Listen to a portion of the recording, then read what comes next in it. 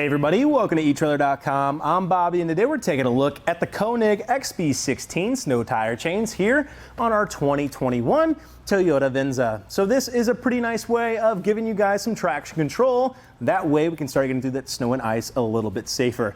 Now they're not going to be your most aggressive option, but they do have a pretty decent set of chain on here. What I like about it, really easy to put on, and it is going to be a diamond style link. So we're going to get a lot of great cross chain coverage across the entirety of our wheel.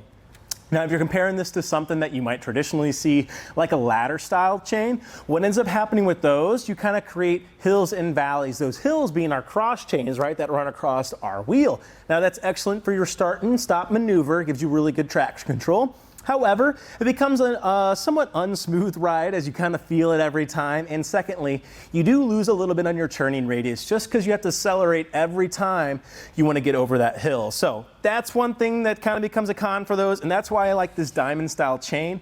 We're getting constant coverage. The biggest gap you're going to see is on this top connection here. But on the rest of it, you're having a really good cross chain coverage, constant contact, making for a smoother ride, and giving you that traction control that you're looking for overall. So I really do like that. You also do have a manganese nickel alloy construction on here, making it very resistant to a lot of the corrosion elements we're gonna find out on the roads.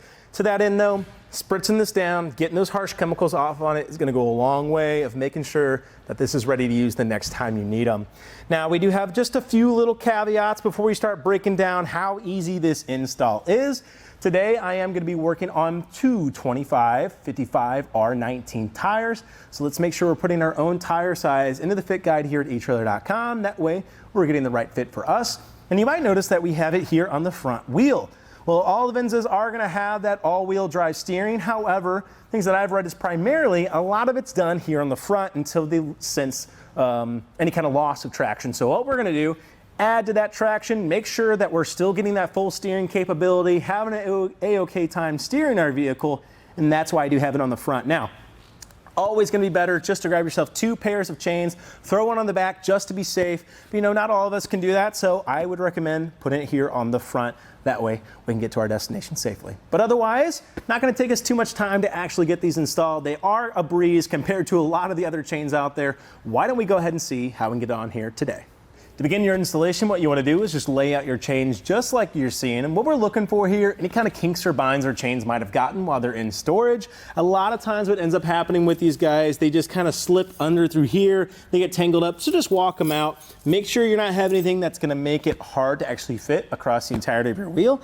And the second thing to take note of is our positioning, right?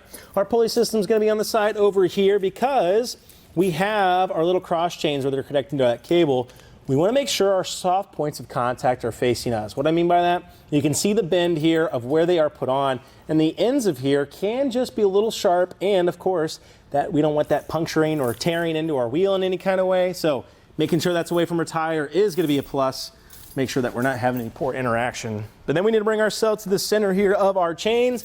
I like to group everything up just because that way it doesn't get caught underneath my wheel. Simply pressing this all the way across, pulling it to the other side,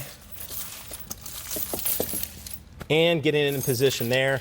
I also like to find my bottom connection to make sure that's going good, just like so. And I can see they're both lined up right there. Now we need to grab both ends of our cable, bring them across, and meet them in the back here of our wheel. I'll try and pull it out so you guys can see that connection point.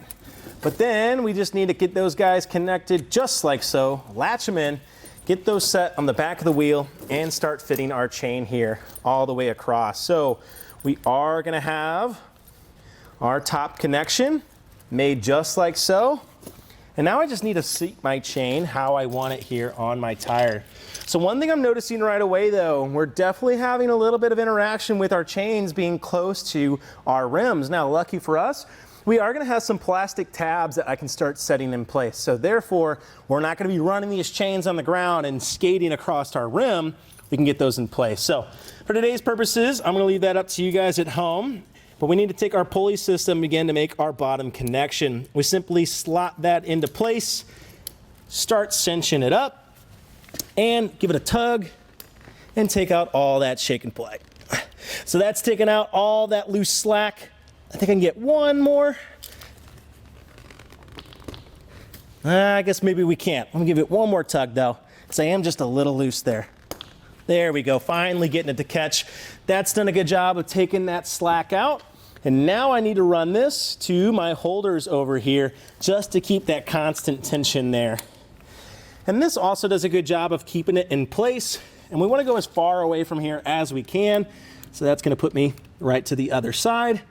And of course, let's make sure that hook is pointed out. If for some reason it were to interact with our sidewall, we definitely don't want that. But just like that, we have a connection. I'm not seeing any really slack points, which is great.